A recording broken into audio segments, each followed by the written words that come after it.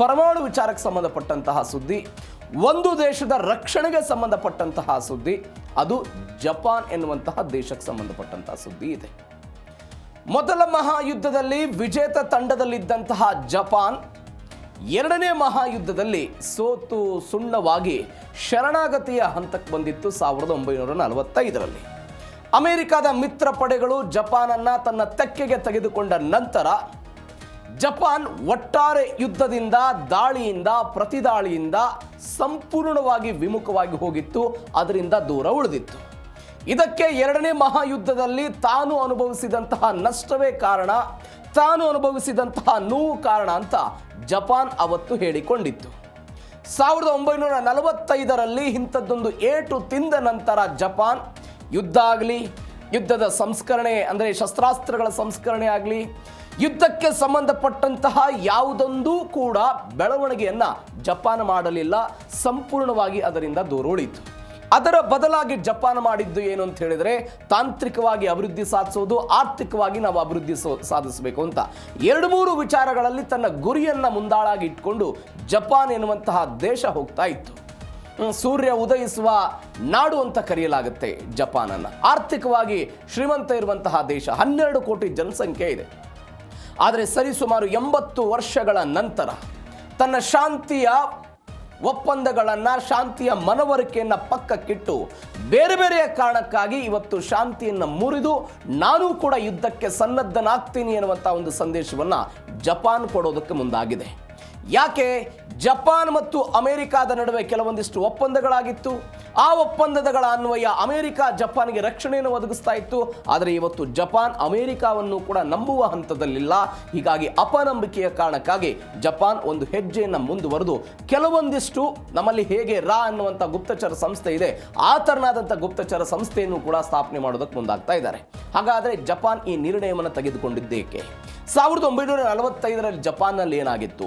45ರ ನಂತರ 50, 60, 70ರ ದಶಕದಲ್ಲಿ ಜಪಾನ್ನಲ್ಲಿ ಏನಾಗಿತ್ತು? 2026ರಲ್ಲಿ ಏನಾಗ್ತಾ ಇದೆ? ಇದೇ ಇವತ್ತಿನ ಜೀ ಕನ್ನಡ ನ್ಯೂಸ್ ಡಿಎನ್ಎ ಮೊದಲ ಸುದ್ದಿ. ಜಪಾನ್ ಮತ್ತೊಮ್ಮೆ ಯುದ್ಧಕ್ಕೆ ಸಿದ್ಧತೆ.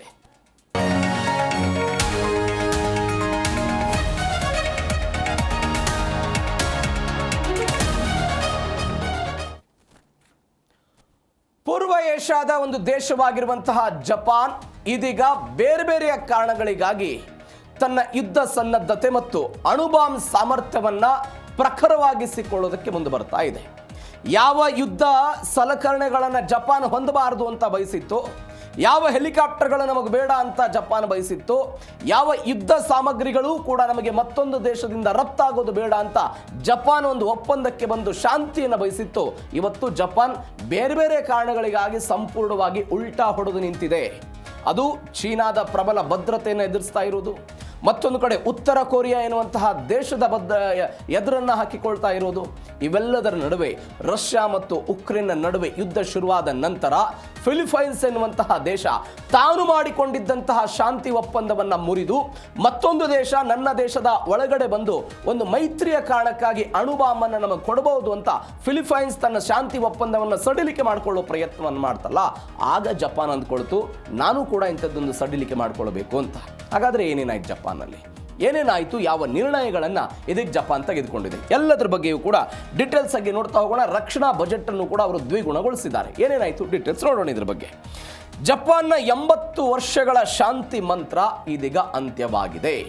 1945ರ ನಂತರ ಫ್ಯಾಸಿಫಿಸಮ್ ಅನ್ನು ಅಳವಡಿಕೆ ಮಾಡಿಕೊಂಡಿದ್ರು, ಅಂದರೆ ಶಾಂತಿವಾದವನ್ನು ಅವರು ಅಳವಡಿಕೆ ಮಾಡಿಕೊಂಡಿದ್ರು. ಅದನ್ನು ಸಂಪೂರ್ಣವಾಗಿ ತೊರೆಯೋದಕ್ಕೆ ಜಪಾನ್ ಇದೀಗ ನಿರ್ಧಾರ ಮಾಡಿದೆ.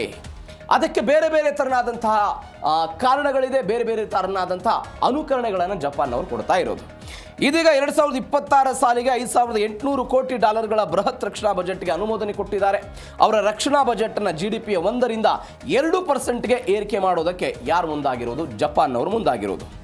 ಜಪಾನ್ನ ಪ್ರಧಾನಿ ಸನಾಯೆ ತಕೈಚಿ ಮಾರಕ ಆಯುಧಗಳ ರಫ್ತು ಮೇಲಿದ್ದಂತಹ ನಿಷೇಧವನ್ನು ಇದೀಗ ತೆರವುಗೊಳಿಸಿದ್ದಾರೆ.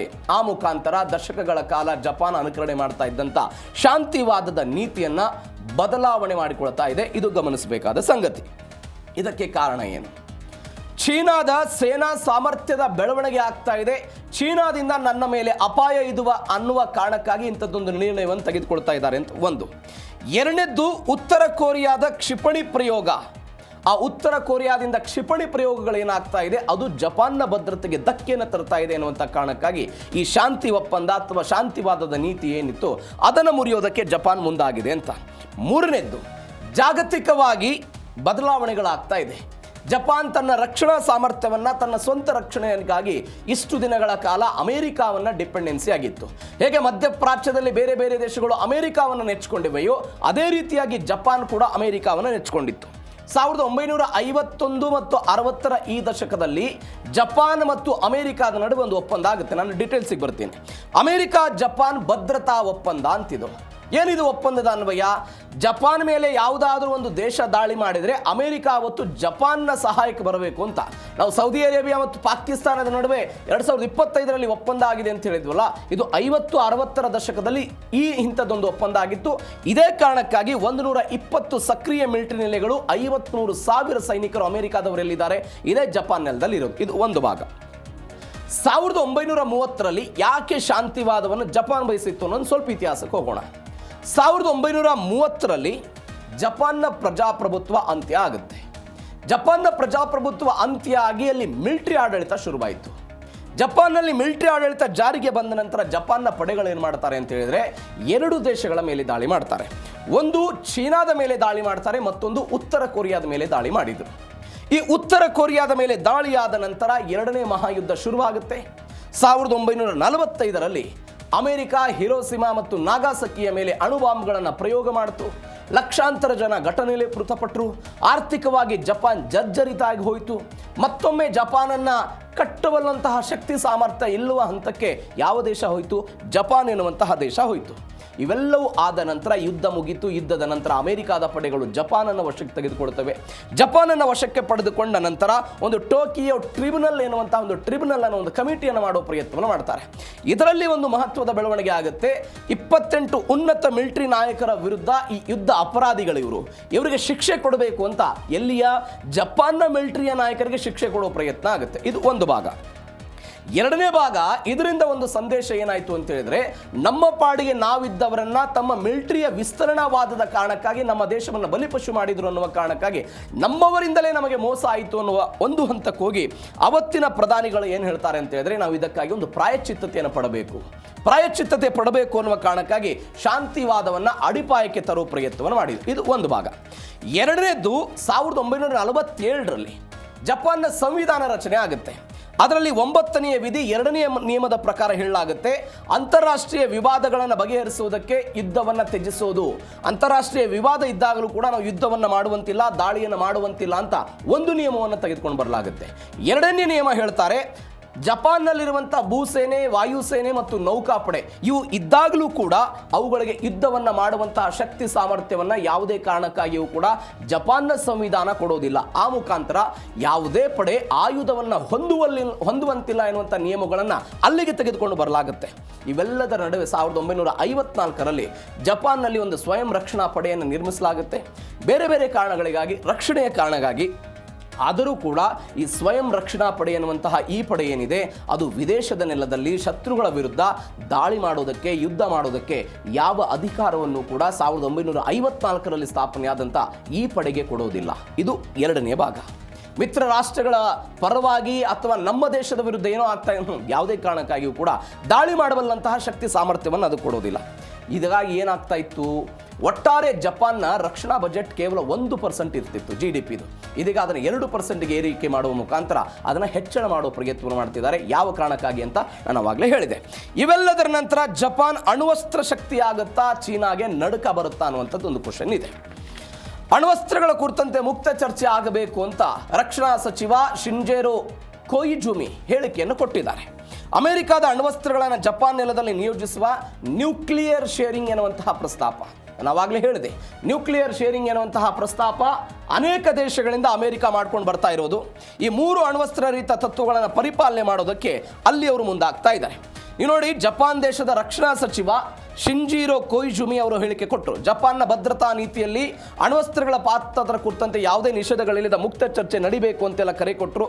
ಅಂದರೆ ಎರಡನೇ ಮಹಾಯುದ್ಧದ ನಂತರ 80 ವರ್ಷಗಳ ಬಳಿಕ ಜಪಾನ್ನ ರಾಜಕಾರಣದಲ್ಲಿ ಶಸ್ತ್ರಾಸ್ತ್ರಗಳನ್ನು ಹೊಂದುವ ಬಗ್ಗೆ, ಅಣ್ವಾಸ್ತ್ರಗಳ ಬಗ್ಗೆ ಮಾತನಾಡುವಂಥದ್ದು ಏನಾಗ್ಬಿಟ್ಟಿತ್ತು ಅಂತ ಹೇಳಿದ್ರೆ, ಇದನ್ನು ಯಾವುದೇ ಕಾರಣಕ್ಕೂ ಅಣ್ವಸ್ತ್ರಗಳನ್ನು ಹೊಂದುವುದ್ರ ಬಗ್ಗೆ ಯಾವುದೇ ಕಾರಣಕ್ಕೂ ಚರ್ಚೆ ಆಗಬಾರ್ದು, ಮಾತನಾಡಬಾರ್ದು ಅಂತ. ಯಾವುದಾದ್ರೂ ಪೊಲಿಟಿಷಿಯನ್ ಅಥವಾ ಯಾವುದಾದ್ರೂ ರಾಜಕಾರಣಿ ಅದ್ರ ಬಗ್ಗೆ ಮಾತನಾಡಿದರೆ ಜಪಾನ್ನಲ್ಲಿ ಹೆಂಗಿತ್ತು ಪರಿಸ್ಥಿತಿ ಅಂತ ಹೇಳಿದ್ರೆ, ಅವರು ತಮ್ಮ ಸಚಿವ ಸ್ಥಾನಕ್ಕೆ ರಾಜೀನಾಮೆ ಕೊಡಬೇಕಾದಂಥ ಪರಿಸ್ಥಿತಿ ಇತ್ತು. ಆದರೆ ಇದೀಗ ಬದಲಾದ ನೀತಿಯಲ್ಲಿ ಆ ದೇಶದ ರಕ್ಷಣಾ ಸಚಿವರೊಬ್ಬರು ಮಾತನಾಡಿದಂಥ ರೀತಿ ಇದೆ. ಯಾಕೆ? ಆಗಸ್ಟ್ 6, 1945 ಒಂದು ದಾಳಿ ಆಗುತ್ತೆ. 1,40,000 ಜನ ಮೃತಪಡ್ತಾರೆ. ಇದೇ ಹಿರೋಶಿಮಾ ನಾಗಸಾಕಿ ಮೇಲೆ. ಆಗಸ್ಟ್ 9, 1945 ದಾಳಿಯಾದಾಗ 40,000ದಿಂದ 74,000 ಜನ ಮೃತಪಡ್ತಾರೆ. ಈ ಎಲ್ಲ ಅಹಿತಕರ ಬೆಳವಣಿಗೆಗಳಿಂದ ಅಣ್ವಸ್ತ್ರ ಬಗ್ಗೆ ಮಾತನಾಡೋದು ನಿಷಿದ್ಧವಾಗಿತ್ತು. ಆದರೆ ಇದೀಗ ರಕ್ಷಣಾ ಸಚಿವರು ಮಾತಾಡ್ತಾ ಇದ್ದಾರೆ. 1967 ಅಲ್ಲಿಯ ಜಪಾನ್ನ ಪ್ರಧಾನಿಯಾದಂತಹ ಪಿಸಾಕು ಸಾಟೋ ಎನ್ನುವಂತಹ ವ್ಯಕ್ತಿ ಏನು ಮಾಡ್ತಾರೆ, ಕೆಲವೊಂದಷ್ಟು 3 ಅಣ್ವಸ್ತ್ರ ತಡೆ ನಿಯಮಗಳನ್ನು ತೆಗೆದುಕೊಂಡ್ಬರ್ತಾರೆ. ಏನದು 3 ಅಣ್ವಸ್ತ್ರ ನಿಯಮಗಳು? ಅಣ್ವಸ್ತ್ರಗಳನ್ನು ತಯಾರು ಮಾಡಬಾರದು ಅನ್ನುವಂಥದ್ದು ಒಂದು, ಅಣ್ವಸ್ತ್ರಗಳನ್ನು ತಯಾರಿಸಬಾರದು ಅನ್ನುವಂಥದ್ದು ಒಂದು, ಅಣ್ವಸ್ತ್ರಗಳನ್ನು ಹೊಂದಬಾರದು ಅನ್ನುವಂಥದ್ದು ಒಂದು, ದೇಶದೊಳಗೆ ಯಾವುದೇ ಕಾರಣಕ್ಕಾಗಿಯೂ ಕೂಡ ಅಣ್ವಸ್ತ್ರಗಳನ್ನು ತರಬಾರದು ಅಂತ ಈ 3 ನಿಯಮಗಳನ್ನು ತೆಗೆದುಕೊಂಡು ಬರೋ ಪ್ರಯತ್ನವನ್ನು ಅಲ್ಲಿಯ ಪ್ರಧಾನಿ 1967 ಮಾಡೋ ಪ್ರಯತ್ನ ಮಾಡಿದರು. 1974 ಈ ನಿಯಮಗಳನ್ನು ಜಾರಿಗೆ ತಂದಿದ್ದಕ್ಕಾಗಿಯೇ ಅವತ್ತಿನ ಜಪಾನ್ ಪ್ರಧಾನಿಗೆ ಶಾಂತಿ ಪ್ರಶಸ್ತಿಯನ್ನು ಕೊಡಲಾಗುತ್ತೆ, ನೊಬೆಲ್ ಪ್ರಶಸ್ತಿಯನ್ನು ಕೊಡಲಾಗುತ್ತೆ. ಏನು?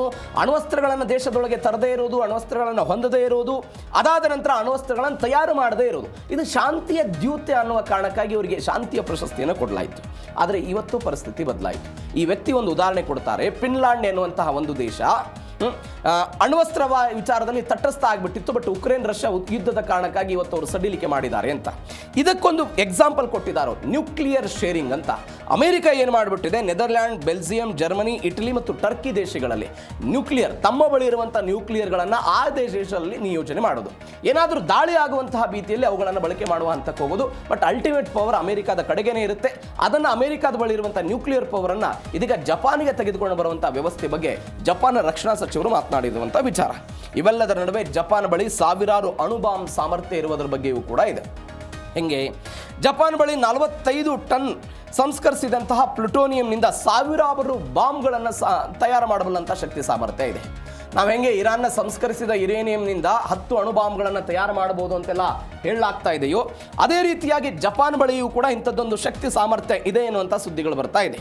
ಜಪಾನ್ನ ಬಳಿ 44.4 ರಿಂದ 45 ಟನ್ ಪ್ಲುಟೋನಿಯಂ ದಾಸ್ತಾನ್ ಇದೆ. ಇದರಿಂದ ಸಾವಿರಾರು ಬಾಂಬ್ಗಳನ್ನು ತಯಾರು ಮಾಡಬಹುದು ಎನ್ನುವಂಥ ಲೆಕ್ಕಾಚಾರ. ಪರಮಾಣು ವಿದ್ಯುತ್ ಸ್ಥಾವರಗಳನ್ನು ಸ್ಥಾಪನೆ ಮಾಡೋ ಪ್ರಯತ್ನವನ್ನು ಯಾರು ಮಾಡಿದ್ರು? 1960-70 ದಶಕದಲ್ಲಿ ಜಪಾನ್ ಅವರು ಮಾಡ್ತಾರೆ. ಈ ಪರಮಾಣು ವಿದ್ಯುತ್ ಸ್ಥಾವರಗಳಿಂದ ತ್ಯಾಜ್ಯವನ್ನು ಸಂಸ್ಕರಣೆ ಮಾಡಿದ್ರು. ಆ ತ್ಯಾಜ್ಯಗಳಿಂದ ಏನು ಮಾಡ್ತಾ ಇದ್ರು ಇವರು? ಪ್ಲುಟೋನಿಯಂ ಅನ್ನು ಹೊಂದೋ ಪ್ರಯತ್ನ ಮಾಡಿದ್ರು. ಅಂದರೆ ಅಣುಬಾಂಬನ್ನು ತಯಾರು ಮಾಡಲ್ಲ, ಕೇವಲ ಪ್ಲುಟೋನಿಯಂ ಅನ್ನು ಹೊಂದುವಂಥ ಪ್ರಯತ್ನ, ಇದನ್ನು ಮಾಡೋ ಪ್ರಯತ್ನ ಆಯಿತು. ಇದರ ಭಾಗವಾಗಿ 8.6 ಟನ್ ಪ್ಲುಟೋನಿಯಂ ಎಲ್ಲಿದೆ ಅಂತ ಹೇಳಿದ್ರೆ ಇದೇ ಜಪಾನ್ ಎನ್ನುವಂಥ ದೇಶದಲ್ಲಿದೆ. ಉಳಿದಂತಹ 35.8 ಪ್ಲುಟೋನಿಯಂ ಏನಿದೆ ಅದು ವಿದೇಶಗಳಲ್ಲಿದೆ. ಯಾಕೆ ವಿದೇಶದಲ್ಲಿ ಇವರು ಇಟ್ಟರು? ಇದಕ್ಕೊಂದು ಉತ್ತರ ಇದೆ. 1970-80 ನಾನು ಆವಾಗಲೇ ಹೇಳಿದೆ, ವಿದ್ಯುತ್ ಸ್ಥಾವರಗಳನ್ನು ವಿಸ್ತರಣೆ ಮಾಡುವ ಪ್ರಯತ್ನವನ್ನು ಜಪಾನ್ ಅವರು ಮಾಡಿದರು.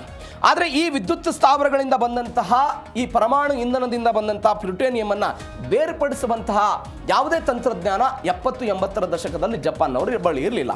ಹೀಗಾಗಿ ಜಪಾನ್ ಅವರು ಏನು ಮಾಡಿದ್ರು ಅಂತ ಹೇಳಿದ್ರೆ, ಒಂದು ಹಂತಕ್ಕೆ ಹೋದ್ರು, ಬ್ರಿಟನ್ ಮತ್ತು ಫ್ರಾನ್ಸ್ನ ಜೊತೆಗೆ ಒಪ್ಪಂದವನ್ನು ಮಾಡಿಕೊಂಡ್ರು. ನಾವು ನಿಮಗೆ ಪ್ಲುಟೋನಿಯಂ ಅಂದರೆ ಇಲ್ಲಿರುವಂಥ ಈ ತ್ಯಾಜ್ಯವನ್ನು ಕೊಡ್ತೀವಿ, ನೀವು ಅದನ್ನು ಪ್ಲುಟೋನಿಯಂ ಆಗಿ ಕನ್ವರ್ಟ್ ಮಾಡಿ ನಮಗೆ ಕೊಡಬೇಕು ಅಂತ ಕೇಳಿಕೊಳ್ಳೋ ಪ್ರಯತ್ನವನ್ನು ಮಾಡಿದರು.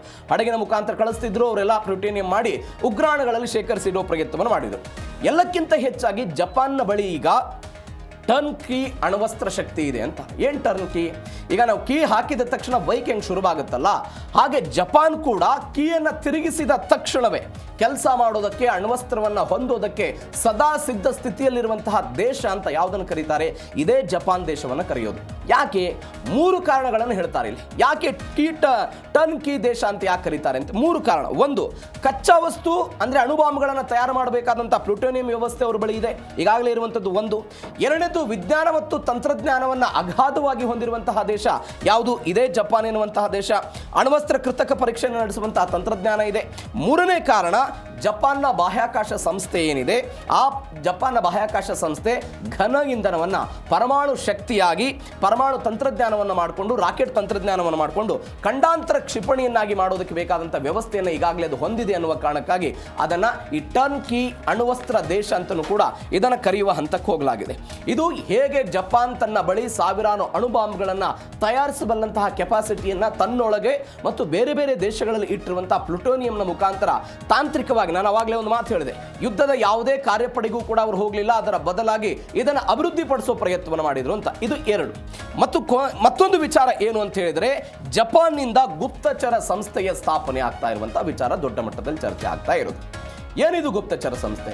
ಪ್ರತಿಯೊಂದು ದೇಶಕ್ಕೂ ಕೂಡ ತನ್ನದೇ ಆದಂಥ ಒಂದು ಗುಪ್ತಚರ ಸಂಸ್ಥೆ ಇರುತ್ತೆ. ನಮ್ಮದಕ್ಕೂ ಕೂಡ ಒಂದು ಗುಪ್ತಚರ ಸಂಸ್ಥೆ ಇದೆ, ಬೇರೆ ಬೇರೆ ದೇಶಗಳಿಗೂ ಕೂಡ ಗುಪ್ತಚರ ಸಂಸ್ಥೆ ಇದೆ. ಆ ಗುಪ್ತಚರ ಸಂಸ್ಥೆಯನ್ನ ಇದೀಗ ಯಾರು ತಯಾರು ಮಾಡ್ಕೊಳ್ತಾ ಇದ್ದಾರೆ? ಜಪಾನ್ ಅವರು ಮಾಡ್ಕೊಳ್ತಾ ಇದ್ದಾರೆ. ಹಾಗಾದರೆ ಜಪಾನ್ನಲ್ಲಿ ತನ್ನ ಒಟ್ಟಾರೆ ಇತಿಹಾಸದಲ್ಲಿ ಗುಪ್ತಚರ ಸಂಸ್ಥೆ ಇರಲಿಲ್ವಾ? ಜಪಾನ್ನಲ್ಲಿ ಗುಪ್ತಚರ ಸಂಸ್ಥೆ ಇತ್ತು. ಅದು ಮಹಾಯುದ್ಧಕ್ಕೆ ಮತ್ತೆ ಲಿಂಕ್ ಕೊಡಬೇಕು. ಮಹಾಯುದ್ಧದ ಸಮಯದಲ್ಲೂ ಕೂಡ ಜಪಾನ್ಗೆ ತನ್ನದೇ ಆದಂತಹ ಒಂದು ಗುಪ್ತಚರ ಸಂಸ್ಥೆ ಇತ್ತು, ಪೊಲೀಸ್ ಪಡೆ ಎನ್ನುವಂಥ ಒಂದು ವ್ಯವಸ್ಥೆಗಳಿತ್ತು.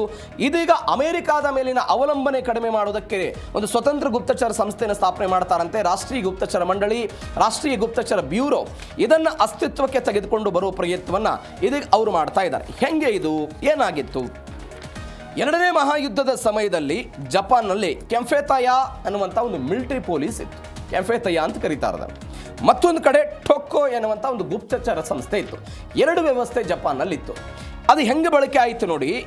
ಈ ಸಂಸ್ಥೆ, ಎರಡು ಸಂಸ್ಥೆಗಳೇನಿತ್ತಲ್ಲ, ಟೊಕ್ಕೋ ಎನ್ನುವಂತಹ ಒಂದು ಸಂಸ್ಥೆ, ಈ ಸಂಸ್ಥೆ ಏನು ಮಾಡ್ತಾ ಇತ್ತು, ಯಾವ ವ್ಯಕ್ತಿಗಳು ಜಪಾನ್ ಸರ್ಕಾರದ ವಿರುದ್ಧ ಮಾತನಾಡ್ತಾರೋ ಆ ನಾಗರಿಕರನ್ನ ದೇಶದ್ರೋಹಿ ಎನ್ನುವಂತಹ ಸಂದೇಶದ ಮುಖಾಂತರ ಬಂಧಿಸಿ ಅವರಿಗೆ ಚಿತ್ರಹಿಂಸೆ ಕೊಡೋ ಪ್ರಯತ್ನವನ್ನು ಅಲ್ಲಿಯ ದೇಶದ ಒಂದು ಗುಪ್ತಚರ ಸಂಸ್ಥೆ ಮಾಡ್ತಾ ಇತ್ತು. ಇದು ಒಂದು ಬೆಳವಣಿಗೆ.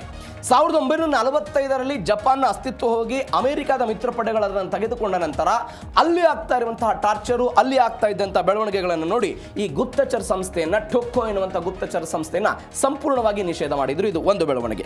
ಈ ಗುಪ್ತಚರ ಸಂಸ್ಥೆ ಅಂತ ಹೇಳಿದ್ರೆ ನಮ್ಮದೇ ದೇಶದ ಜನರನ್ನ ಅನುಮಾನವಾಗಿ ನೋಡ್ತಾರೆ ಅನ್ನುವ ಕಾರಣಕ್ಕಾಗಿ ಎಲ್ಲ ನಿಷೇಧವೂ ಕೂಡ ಆಯಿತು. ಆದರೆ ಜಪಾನ್ಗೆ 3 ಇನ್ಸಿಡೆಂಟ್ಗಳಲ್ಲಿ ಪಾಠ ಕಲಿತಾರೆ ಅವರು. ಯಾವ್ಯಾವ ಇನ್ಸಿಡೆಂಟ್ ಕ್ವಿಕ್ ಆಗಿ ನೋಡೋಣ. ಒಂದು ಇನ್ಸಿಡೆಂಟ್ 1970ರಿಂದ 80ರ ದಶಕ. ಏನಾಯಿತು? ಉತ್ತರ ಕೊರಿಯಾದ ಜನ ಇದೇ ಜಪಾನ್ನ ಕರಾವಳಿ ಭಾಗದಲ್ಲಿ 12 ಜನರನ್ನ ಅಪಹರಣ ಮಾಡ್ಕೊಂಡು ಹೋಗ್ತಾರೆ. ಆವಾಗ ಜಪಾನಿಗೆ ಅನ್ಸುತ್ತೆ, ನಾನೂ ಕೂಡ ಒಂದು ಗುಪ್ತಚರ ಸಂಸ್ಥೆಯನ್ನು ಹೊಂದಿದ್ರೆ ಇಂಥದ್ದೊಂದು ಅಪಹರಣ ನಮ್ಮ ದೇಶದಲ್ಲಿ ಆಗ್ತಿರ್ಲಿಲ್ಲ ಅಂತ ಮೊಟ್ಟ ಮೊದಲ ಬಾರಿಗೆ ಅವ್ರಿಗೆ 80ರ ದಶಕದಲ್ಲಿ ಆಯಿತು. ಒಂದು. 2015ರಲ್ಲಿ ಸಿರಿಯಾದಲ್ಲಿ ಒಂದು ಘಟನೆ ಆಗುತ್ತೆ. ಜಪಾನ್ನ ಪತ್ರಕರ್ತರು ಮತ್ತು 2 ನಾಗರಿಕರನ್ನ ಐಸಿಸ್ ಉಗ್ರ ಸಂಘಟನೆಗಳು ಶಿರಚ್ಛೇದನ ಮಾಡಿಬಿಡ್ತಾರೆ. ಅವ್ರು ಯಾರು, ಹೆಂಗಾಯಿತು, ಅವ್ರು ಏನು ಮಾಡಿದ್ರು ಯಾವುದೂ ಕೂಡ ಜಪಾನಿಗೆ ಗೊತ್ತಾಗಲ್ಲ. ಯಾವ ಕಾರಣಕ್ಕಾಗಿ? ಗುಪ್ತಚರ ಸಂಸ್ಥೆ ಇಲ್ಲ ಅನ್ನುವ ಕಾರಣಕ್ಕಾಗಿ. ಎರಡನೇ ಘಟನೆ. ಇನ್ನು ಕೊನೆಯ ಘಟನೆ 2022-24ರಲ್ಲಿ ಒಂದು ಘಟನೆ ಆಗುತ್ತೆ. ಚೀನಾ ಏನು ಮಾಡಿಬಿಡ್ತು, ಯಾವ ಚೀನಾವನ್ನು ಶತ್ರು ದೇಶ ಅಂತ ಜಪಾನ್ ಪರಿಗಣಿಸುತ್ತೋ ಅದೇ ಚೀನಾ ಜಪಾನ್ನ ವಿವಿಧ ನಗರಗಳಲ್ಲಿ ಪೊಲೀಸ್ ಪಡೆಗಳನ್ನು ನಿರ್ಮಾಣ ಮಾಡ್ತಾರೆ.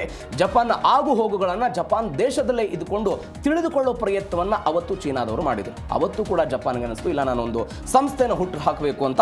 ಅದರ ಕಾರಣಕ್ಕಾಗಿ 2013ರಲ್ಲಿ ಅಬೆ ಶಿಂಜೋ ರಾಷ್ಟ್ರೀಯ ಭದ್ರತಾ ಮಂಡಳಿಯನ್ನು ಸ್ಥಾಪನೆ ಮಾಡಿದ್ರು. ಅವರು ಮೃತಪಟ್ಟ ನಂತರ ಈಗಿರುವಂತಹ ಪ್ರಧಾನಿ ಒಂದು ಭದ್ರತಾ ಮಂಡಳಿಯನ್ನ ಅಥವಾ ಒಂದು ಗುಪ್ತಚರ ಸಂಸ್ಥೆಯನ್ನು ತರುವ ಪ್ರಯತ್ನವನ್ನು ಮಾಡ್ತಾ ಇದ್ದಾರೆ. ಇವೆಲ್ಲದರ ನಡುವೆ ಅಮೆರಿಕಾದಿಂದ 400 ಟೊಮಾಹಾಕ್ ಕ್ಷಿಪಣಿ ಖರೀದಿಗೆ ಯಾರು ಮುಂದಾಗಿರೋದು? ಇದೇ ಜಪಾನ್ ಮುಂದಾಗಿರುವಂತಹ ಬೆಳವಣಿಗೆ ಆಗಿದೆ. ಏನೇನಾಯ್ತಿದ್ದು ಟೊಮಾಹಾಕ್ ಖರೀದಿಗೆ? 1000 ಕಿಲೋಮೀಟರ್ ದೂರದ ಶತ್ರು ನೆಲೆಗಳನ್ನು ಧ್ವಂಸ ಮಾಡಬಲ್ಲಂತಹ ಟೊಮಾಹಾಕ್ ಕ್ರೂಸ್ ಕ್ಷಿಪಣಿಗಳನ್ನು ಯಾರು ಖರೀದಿ ಮಾಡ್ತಾ ಇದ್ದಾರೆ? ಇದೇ ಜಪಾನ್ ಅವರು ಖರೀದಿ ಮಾಡ್ತಾ ಇರೋದು.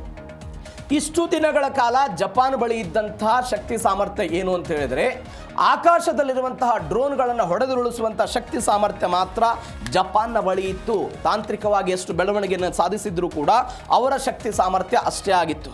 ಆದರೆ ಇದೀಗ ಅಮೆರಿಕಾದಿಂದ ಖರೀದಿ ಮಾಡುವುದಕ್ಕೆ ಹೋಗ್ತಾ ಇದ್ದಾರೆ.